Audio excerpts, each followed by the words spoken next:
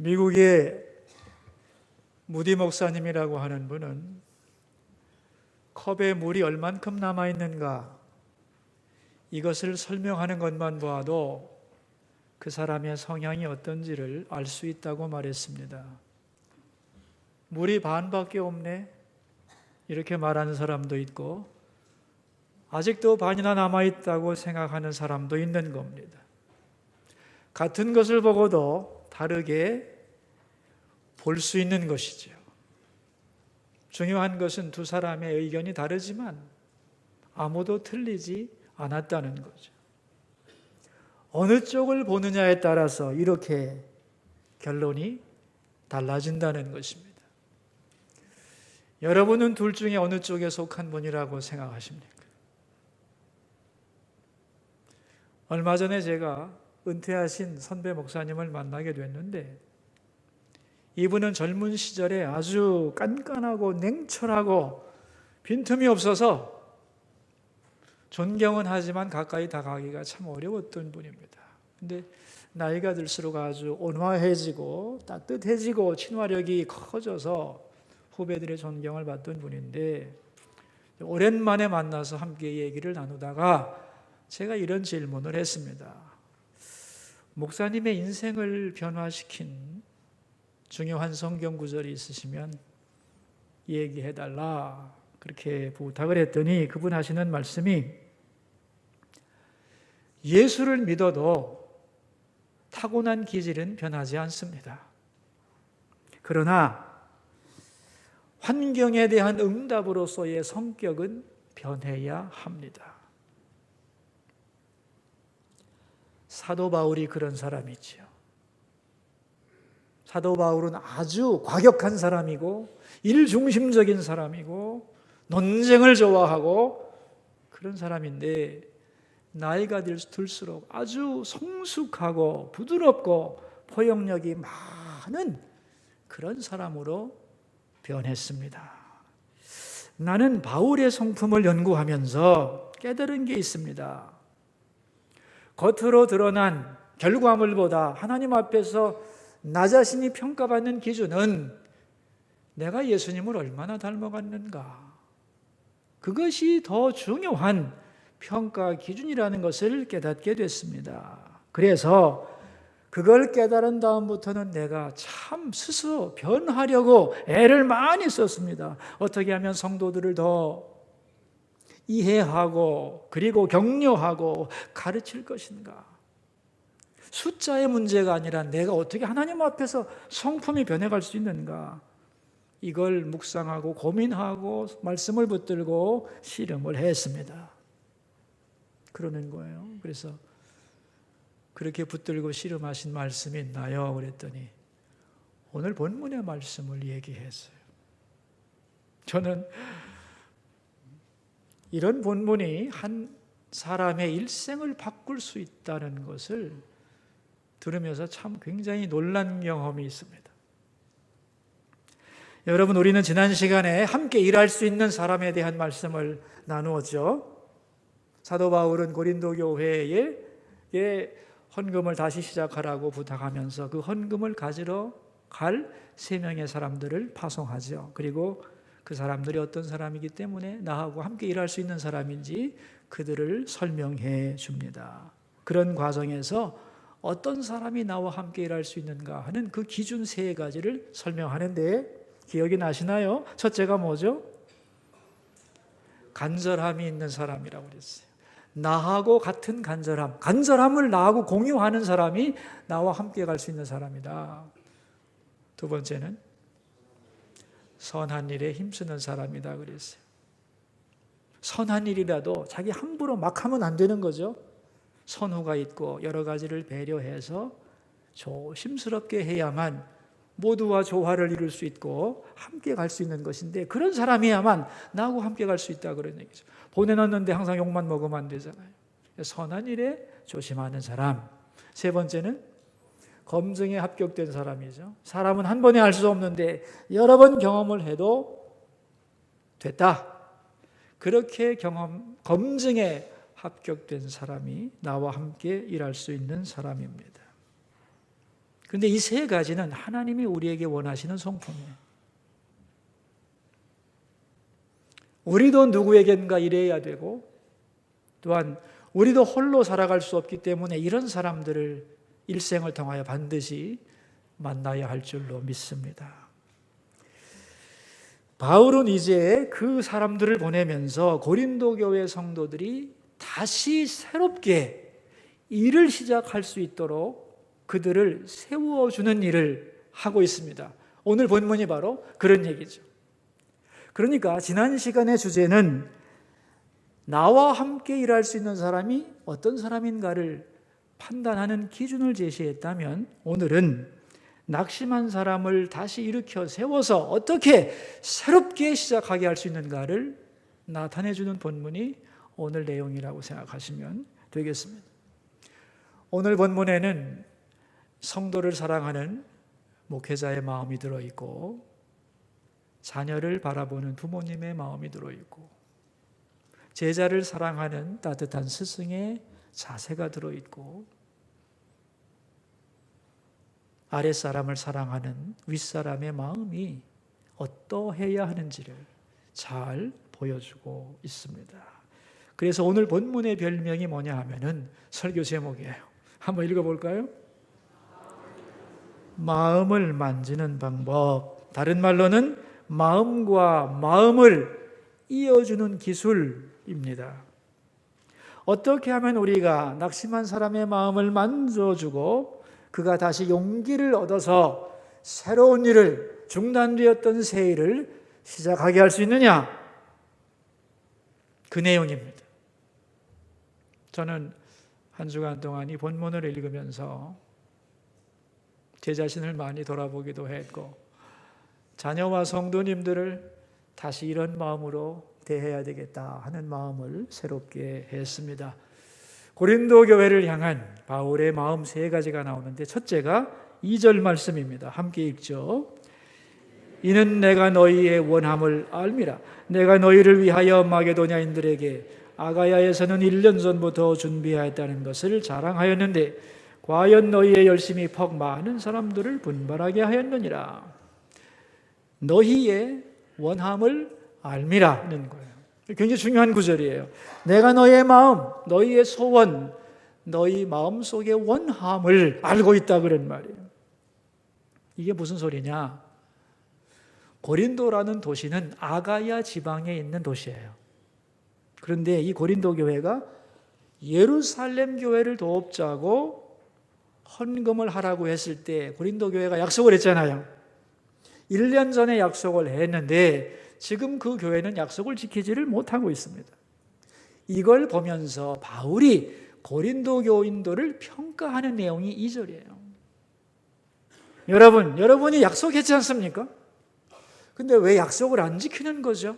왜 말만 하고 실천이 없는 것입니까? 라고 비난을 하지 않습니다. 오히려 이렇게 말합니다. 1년 전에 여러분이 내가 예루살렘 교회를 돕자고 제안했을 때 여러분은 이렇게 말했지요. 좋습니다. 저희들도 기꺼이 그 아름다운 일에 동참하겠습니다라고 선뜻 마음을 열어주었습니다. 여러분에게 그런 마음이 있었다는 것을 나는 압니다. 여러분은 그런 분들입니다. 이런 얘기예요. 우리들은 상대방을 평가할 때에 나타난 결과를 놓고 그 사람을 칭찬하거나 비난하죠. 그런데 사도 바울은 그들 마음속에 있는 소원, 그 원하는 마음, 그것을 인정해 줍니다. 비록 결과는 아직 나타나지 않았지만 마음속에 있는 진실과 그 의도, 그것을 인정해 줄 때 사람의 마음은 열리는 거죠. 우리가 이제 나이를 먹으면서 깨닫는 것은 내 마음 먹은 대로 세상이 돌아가지 않는다는 거예요. 비록 내가 좋은 의도를 가지고 뭔가를 계획하고 꿈꾸고 원했지만 항상 그렇게 되느냐? 아니에요. 그런데 그럴 때 결과를 보고 말하지 않고 그 마음의 소원을 인정받는다면 얼마나 감격스럽겠어요. 여러분, 예수님께서 마지막 십자가에 돌아가시기 전날 밤에 겟세마네 동산에서 기도를 합니다. 그죠? 너무너무 고민이 많아서 힘들게 기도하면서 제자들에게 부탁을 합니다. 나와 함께 1시간만 깨어 기도해달라고. 근데 어떤 제자도 기도하지 않고 졸았어요. 너무너무 예수님이 답답해서 정말 애쓰며 기도하시다 와보니 다 졸거든. 다시 깨웠어요. 또 졸아, 또 깨워, 또 졸아. 이제 그들을 보면서 예수님이 마지막에 뭐라고 하셨느냐 하면은 여러분이 다 아시는 말씀이에요. 우리가 기도 못하면서 핑계대는 말 있잖아요. 왜? 그 뭐죠? 마음은 원이로되 육신이 약하도다는 말이에요. 여러분, 이걸 우리가 말하면 핑계가 되지만 예수님이 말씀하신 건 은혜예요. 왜 예수님이 이 말씀을 하셨냐면은 제자들을 깨울 때 제자들의 모습을 본 거예요. 예수님이 깨울 때 막 민망해하는 그 마음, 눈을 뜨려고 막 애쓰는 그것을 보면서 예수님은 제자들 속에 기도해야 되는데 기도하고자 하는 마음이 있다는 것은 인정한 거예요. 비록 그들은 기도 못했어요. 너무 피곤했어요. 적어도 저들을 속에는 예수님처럼 기도해야 되는데 하는 그 마음의 소원이 있다는 걸 예수님은 아셨어요. 그래서 마음의 원이로되 네 마음에 원이 있구나. 기도하고자 하는. 그런데 육신이 약하구나 라고 평가해 주신 거예요. 그때의 제자들은 민망해서 이 깊은 의미를 알지 못했지만 세월이 흐른 후에 제자들은 그 말씀을 기억합니다. 그리고 주님의 그 마음속에 들어있는 따뜻함과 자기들을 인정해 주는 그 마음을 깨닫고 감동하고 그런 예수님을 위해 충성을 다할 것을 결심하게 되는 거죠. 비록 결과는 없지만 내 진심, 내 속에 진심을 이해해 줄 때 우리의 마음은 뜨거워지는 거죠. 가정에서도 여러분이 아내들이 말이죠, 모처럼 남편을 위해서 맛있는 음식을 한번 하겠다고 결심을 하고 시도를 했는데 실패를 했다면 여기 계신 남편들은 뭐라고 말씀을 하실까요? 제일 많이 나오는 말이 뭘까요? 우리 한번 상상을 해볼까요? 그 솜씨 어디 가겠어? 뭐 이렇게 나오겠죠, 그죠? 기대했더니 그냥 이러면 안 된다는 거예요. 먹지는 못했지만 해주려고 마음속에 원했던 그거 사실을 인정해 주라는 거예요. 태우고 버리게 된 그 사람의 속상한 마음을 알아주면 얼마나 행복하겠냐는 거예요. 괜찮아. 태우면 좀 못해. 다음에 사람은 되지. 고마워. 이런 말을 들었다면 남편에게 주부 여러분, 여러분의 마음은 어떨까요? 마음이 어떨까요? 행복해지겠죠? 지금 그 얘기하고 있는 겁니다.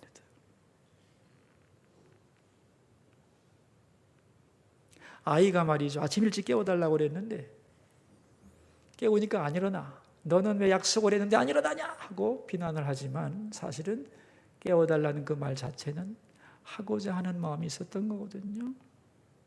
그 마음을 인정해주면 아이는 행복해하는 거예요. 여러분, 우리 교회는 넷째 주, 매월 넷째 주일 저녁 예배가 교회에서 없죠. 그죠? 그 시간에 뭐 해야 되죠? 집에 가서 가정 예배 드리잖아요. 그죠? 한 달에 한 번씩 마지막 넷째 주일 저녁에는 온 가족이 모여서 한 달 동안 지낸 일들을 말하고 칭찬할 거 있으면 칭찬해주고 감사할 거 있으면 감사하고 잘못한 거 있으면 사과하고 용서하고 그리고 한 달 동안 어떤 계획을 가지고 있는가 서로를 향하여 얘기하고 함께 기도하는 그런 시간을 가지라고 한 달에 한 번 가정 예배를 드리고 있습니다. 잘 지켜가는 줄로 믿습니다. 한참 됐습니다만 저희 가정에서 그 시간에 제가 얘기를 했습니다. 한 달 동안 지내면서 가장 감사한 것이 뭐였는지 자 우리 얘기해보자 그랬더니 저 아이가 어릴 때 그런 말을 했어요. 제가 아빠에게 물을 가져다 드리려고 오다가 컵을 깬 적이 있습니다. 그런데 쨍그랑 하는 소리가 들리자 아버지가 얘기했습니다. 얘 괜찮니? 다치지 않았어? 그 말을 듣고 제가 죄송해요 그랬는데 아빠가 뭐라고 했냐면은 야 그까짓 그릇 100개가 깨지면 어떠냐? 너만 안 다치면 되지. 그 말을 했는데 너무 감사했어요. 아빠는 그릇보다 나를 더 사랑하신다는 걸 확실히 알았습니다. 그러는 거예요. 저는 기억도 못하고 있는데. 여러분 누가 그릇을 깼을 때 절대로 그런 얘기하면 안 돼요. 어차피 깨진 거예요. 괜찮니? 그래야 됩니다. 원래 그 사람이 가지고 있던 마음, 그게 중요한 거예요. 결과가 어떻든지 간에. 그거를 말해줄 때 사람의 마음에는 행복이 온다는 거예요. 말 한마디에 우리 아이가 확 바뀌었어요. 이런 제목의 책이 있습니다. 아니 어떻게 한마디 말에 바뀌지? 그 말이 도대체 어떤 말이냐? 간단합니다. 아이의 마음의 원함을 인정해 주는 말입니다. 그런 말을 들으면 사람은 그 말 한마디에 바뀌는 거다 그런 말이에요. 그래서 유명한 심리학자 아들러는 이렇게 말했습니다. 결과보다는 의도를 인정해 주라. 유명한 말이에요. 결과보다 의도를 인정해 주라. 많은 사람들이 드러난 결과를 가지고 야단치거나 평가할 뿐 그 사람의 진심과 마음의 원함과 동기를 인정해 주지 않죠. 그걸 볼 눈이 사실은 없는 거죠. 근데 오늘 바울은 말했습니다. 너희의 원함을 알미라. 나는 너의 진심을 알아. 그리고 인정해 줄 때 그것이 마음을 만지는 비결이었다. 그런 말을. 자, 두 번째 마음을 만지는 방법이 뭐냐? 3절과 4절인데 함께 읽겠습니다. 그런데 이 형제들을 보낸 것은 이 일에 너희를 위한 우리의 자랑이 헛되지 않고 내가 말한 것 같이 준비하게 하려 함이라. 혹 마게도냐인들이 나와 함께 가서 너희가 준비하지 아니한 것을 보면 너희는 고사하고 우리가 이 믿던 것에 부끄러움을 당할까 두려워하노라.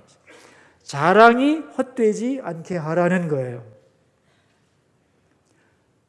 그러니까 사도 바울은 고린도 교인들을 자랑했던 거예요. 예루살렘 교회를 돕자고 제안했을 때 고린도 교인들이 동참하기로 약속한 그 사실을 마게도냐에 있는 많은 교회들에게 다니면서 고린도 교회가 이런 아름다운 일에 동참하기로 했답니다. 여러분 하면서 자랑을 쭉 했다는 거예요. 그 결과 마게도냐에 있는 많은 교회들이 2절 하반절에 나옵니다. 분발하게 되었다는 거예요. 그래요? 고린도 교회가 그렇게 한다면 우리도 해야죠 하고 그들이 분발해서 그들이 열매를 맺었다는 거예요. 근데 정작 고린도 교회는 분쟁하느라고 그 일을 하지 못했습니다. 다른 교회는 다 분발시켜서 하게 해놓고 자기들은 정작 아무것도 한 것이 없는 것을 보면서 내가 여러분을 자랑하고 칭찬했습니다. 그런데 실제로 그 자랑이 헛되이 돌아간다면 이것은 안 되는 일입니다. 여러분의 자랑이 헛되지 않도록 이 약속을 반드시 이루어야 한다. 그런 말이죠. 그러니까 바울의 마음속에는 고린도 교회를 자랑하고 싶었고 이들의 명예가 끝까지 보존되기를 원했던 거예요. 이것을 고린도 교회가 깨닫습니다. 바울이 우리를 자랑스러워하고 우리의 명예를 존중해 준다는 것을 깨달으면서 고린도 교회 교인들의 마음이 회복이 되었다는 것이죠. 여러분, 나이가 들면 말이죠, 덕이 많아져야 되거든요. 그래야 환영을 받는 것입니다. 근데 덕이라고 하는 게 뭐냐? 탈무드는 말합니다. 다른 사람의 장점을 보는 것이다. 뭐라고요? 다른 사람의 장점을 보는 게 덕이에요. 그리고 그것을 기회가 있을 때마다 얘기해주고 그래서 칭찬해주는 것이 덕스러움이라는 거예요. 이것이 어른에게 없으면 그 어른은 까칠한 어른이 되고 어디 가도 환영받지 못하는 어른이 되는 거예요. 그래서 바울은 어디를 가든지 고린도 교회의 자랑거리를 칭찬하며 다녔다는 것이죠. 이것이 아름다운 마음인 것입니다. 저는 상담을 하면서 많은 사람들에게 이런 말을 듣습니다. 며느리가 말이죠, 오랜만에 마음을 모아서 시어머니한테 전화를 한번 했는데 그 전화 한 통에 마음이 딱 다치는 그런 자부들이 꽤 있는 것 같아요. 어머니 안녕하셨어요? 그러면은 아이고야 반갑다, 고맙구나, 전화를 줬구나, 바쁠 텐데 목소리 듣고 싶었다, 참 착하다, 이렇게 기뻐해야 되는데 웬일이냐? 1년 내내 한 번도 전화 안 하더니 웬일이냐 이런다는 거죠. 그러면 이제 그 말에 그냥 마음이 탁 무너지는 거죠. 모처럼 했던 그 마음의 원함이 비참하게 짓밟히면서 다시는 전화하고 싶지 않은 마음이 든다는 거죠.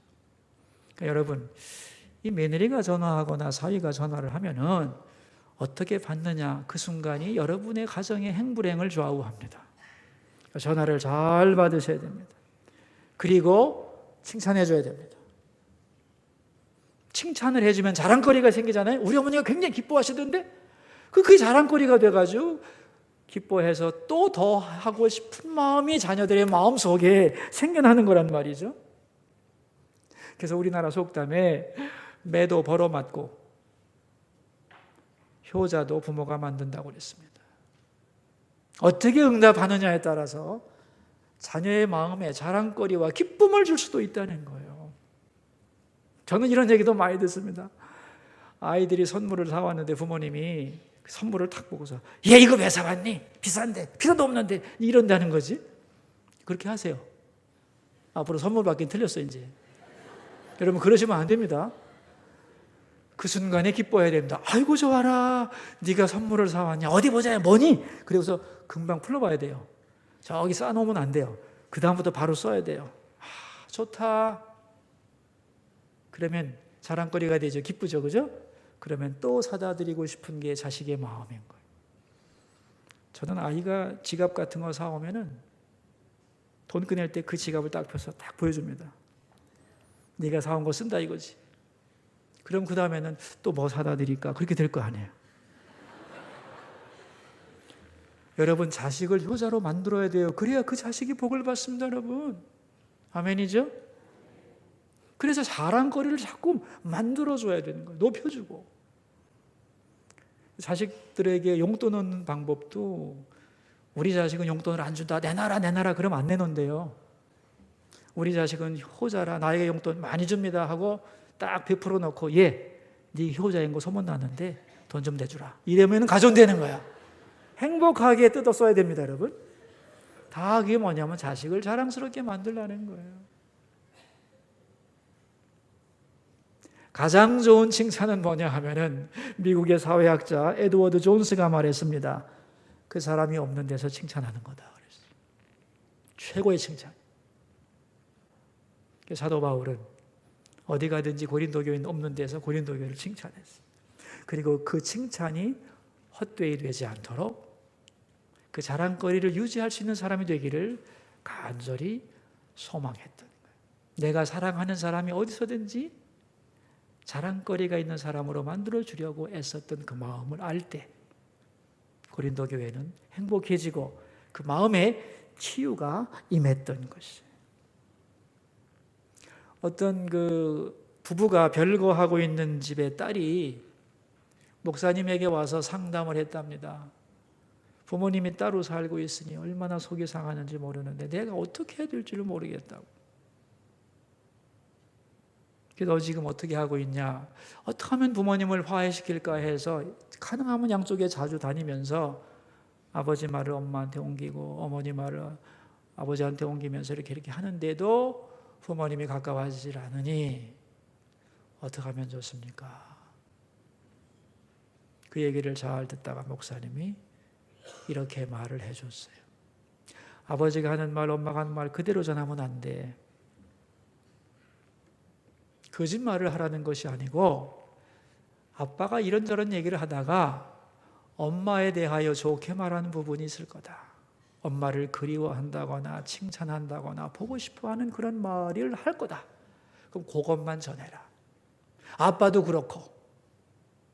근데 딸이 가만히 생각해 보니까 그런 말을 하거든요.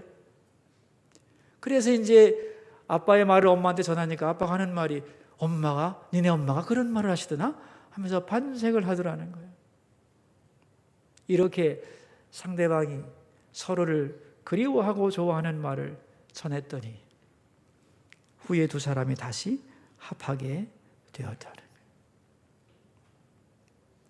어느 각도에서 바라보느냐에 따라서 결과는 달라지는 거예요. 그러니까 여러분, 우리가 어떤 사람을 이간시킬 수도 있고 어떤 사람들을 연합시킬 수도 있는 것이에요. 그분들의 명예와 자랑거리를, 좋은 것들을 칭찬하고 전달하게 되면 언제나 마음을 만지고 치유할 수 있는 길이 생겨난다는 거예요. 그래서 마음을 만지는 두 번째 방법이 자랑을 헛되이 하지 않도록 해라 하는 것이었습니다. 세 번째가 뭐냐? 5절인데 함께 읽습니다. 그러므로 내가 이 형제들로 먼저 너희에게 가서 너희가 전에 약속한 연보를 미리 준비하게 하도록 권면하는 것이 필요한 줄 생각하였노니 이렇게 준비하여야 참 연보답고 억지가 아니니라. 준비하게 하도록 권면하는 것이 필요하다. 권면의 필요성입니다, 여러분. 이런 거죠. 저 사람이 어떻게 하든지 내가 할 게 뭐야, 알아서 하겠지 뭐, 지 일인데 이렇게 두면 안 된다는 거예요. 때로는 반드시 사랑의 권면이 필요한데 왜 권면이 필요하냐면 사람마다 기복이 있기 때문에 그래요. 여러분, 우리가 항상 같은 게 아니거든요. 신앙도 여러분 업 앤 다운이 굉장히 많습니다. 그죠? 봉사할 때도 아주 즐거운 마음으로 하는가 하면은 억지로 할 때도 있는 겁니다. 사람은 그렇게 기복이 있는 거예요. 아마 여러분 예배 나오는 것도 그럴걸요. 어떤 때는 주일 예배가 기다려지기도 하지만 어떤 때는 참 오기 싫은데 억지로 온 분도 있죠. 그런 겁니다, 여러분. 이게 기복이 있는 거예요. 근데 이 기복이 있는 것을 어떻게 같은 수준으로 일정하게 유지시켜 줄 수 있느냐 하면 그게 바로 권면인 거예요. 예를 들면 예배 잘 나오다가 한 사람이 축 처져서 예배를 안 나와. 그럼 자기 일인데 말아서 하겠지. 이렇게 권면하지 않으면 이 사람은 점점 예배에 빠지면서 낙담하고 신앙이 식어져요. 그럴 때 어떻게 해야 되느냐? 가만두면 안 되고 다가가서 권면을 해야 돼요. 그러지 말고 같이 갑시다. 내가 기다릴게요. 내가 운전할게요. 얼른 나오세요. 이렇게 자꾸 권면을 하다 보면 처음에는 억지로 나오는 것 같지만 체면 봐서 나오는 것 같지만 나와서 또 예배 드리다 보면 마음이 회복되고 은혜를 받아서 오기를 잘했다 이러면서 다시 그 가라앉았던 것이 올라오게 되는 거예요. 그래서 이 권면은 사랑 안에서 이루어지는 중요한 역사인 것이죠. 그런데 이 권면이 잔소리가 되지 않으려면 어떻게 해야 되느냐 하면은 1번과 2번이 있으면 되는 거예요. 그 마음의 진실을 인정해주고 동기를 인정하고 그 사람의 좋은 점을 칭찬해 줄 수 있다면 그 다음에 그 말은, 권면은 사랑의 권면이 되어서 이 사람이 어떻게 해야 되는가를 제대로 가르쳐 주게 되는 것이다. 그런 말입니다. 그래서 사도 바울은 먼저는 그들 속에 있는 마음의 소원, 그 진실함을 인정해 줘. 그리고 명예롭게 자랑거리를 줍니다. 그리고 그 다음에는 이제 회복된 상태에서 무엇을 해야 되는지를 다시 가르쳐 주는 거예요. 그래서 그 말을 받아들이고, 맞다, 우리가 이 거룩한 일을 완성해야지 해서 다시 그 일을 성취할 수 있도록 사랑의 권면을 하고 있는 것이죠.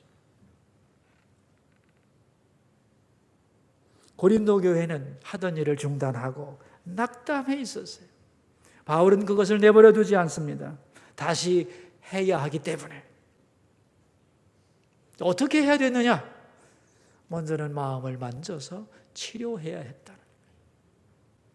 그러기 위해서는 원함을 인정해주고 그들의 명예를 소중히 여겨주고 사랑으로 권면해서 다시 일어서서 그 일을 할 수 있는 용기를 북돋아 준 것이 오늘 본문의 말씀인 것입니다.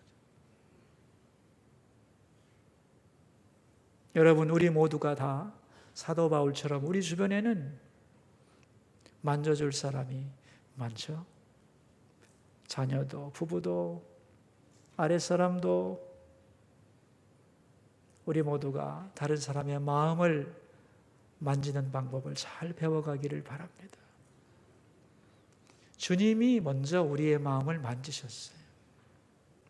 정말 우리가 마음이 무너졌다면 우리의 마음을 만지시는 주님께로 가야 돼요. 그리고 그 은혜를 힘입고 우리도 다른 사람의 마음을 만지는 그러한 도구가 되어 살아갈 수 있기를 주의 이름으로 축원합니다. 기도하겠습니다. 우리 세 가지 기도 제목을 가지고 주님 앞으로 나갑시다. 첫 번째 기도 제목입니다. 우리의 마음을 만지시는 주님, 우리도 다른 사람의 마음을 만지는 사람이 되게 해주소서. 기도하겠습니다. 하나님 아버지, 오늘 사도 바울은 고린도 교인들의 마음을 만지면서 중단되었던 그들을 다시 일으켜 거룩한 역사를 하도록 세워가는 것을 보았습니다. 그 마음을 만지는 방법을 말씀 속에서 배웠습니다. 너희의 원함을 알미라. 마음속의 진실을 인정해주고 그들의 명예를 높여주고 칭찬하여 자랑거리가 있게 해주고 그리고 사랑으로 권면할 때 그들은 회복되어 일어나 거룩한 역사를 완성했습니다. 하나님, 우리에게 마음을 만지는 방법을 알게 하시고 그 능력을 허락해 주옵소서. 우리들 중에 무너진 마음이 있다면 주께서 오셔서 만져주시고 우리의 가정의 부부 사이에, 부모와 자녀 사이에, 그리고 교회 안에, 또한 우리가 속한 모든 공동체 안에서 마음을 만지고 회복시키는 일들이 충만히 일어나도록 도와주시옵소서. 두 번째 기도 제목입니다. 우리나라 대한민국을 위해서 기도하겠습니다. 특별히 안보 문제를 놓고 우리 하나님께 소리내어 기도하도록 하겠습니다. 기도합시다. 살아계신 하나님 아버지, 이 나라와 국민의 진정한 주인이시여, 이 나라 대한민국이 많이 위태하고 국민들의 마음이 어렵고 힘이 듭니다. 위로할 사람이 없습니다. 위험이 우리 눈앞에 보이고 그리고 대립이 격화되는 가운데서 어디로 가야 좋을지 모르는 이 백성의 불안한 마음을 하나님 위로해 주시고 이 나라에 나갈 길을 이끌어 주소서. 지도자들에게 지혜와 용기를 주시고 이 위기를 잘 타개할 수 있는 담대함과 분별력을 허락하여 주시고 우왕좌왕하지 않도록 붙들어 주시옵소서.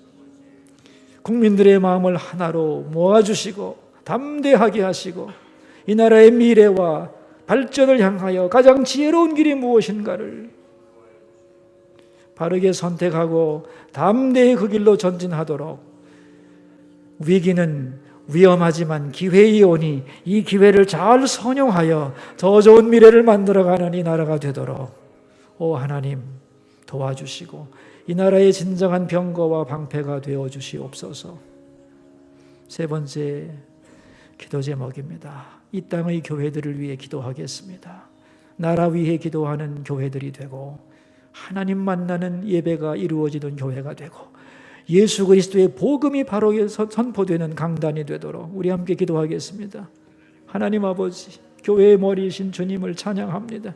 오늘도 이 땅의 대한민국의 모든 교회들이 주님께 예배합니다. 그 예배가 살아있는 예배가 되기 원하고 하늘문이 열리는 예배가 되고 주님이 임재하셔서 참여한 모든 성도들의 마음을 만지시고 회복시키는 회복의 예배가 되기를 기도합니다. 주님, 기도하는 교회가 되게 하옵소서. 성령 충만한 교회가 되게 하옵소서. 복음이 생명수가 되어 흐르게 하여 주시고 아버지, 지치고 피곤한 영혼들이 회복되는 예배가 이루어질 수 있도록 역사해 주옵소서. 살아계신 하나님, 우리들 가운데는 무너진 마음을 가지고 사는 분들이 참 많습니다. 내 마음을 몰라준다고 낙심한 사람들도 많고 자존심이 짓밟혀 상처받은 영혼들도 많고 사랑의 권면이 없기 때문에 뭘 해야 좋을지 방황하는 사람들도 너무나 많습니다.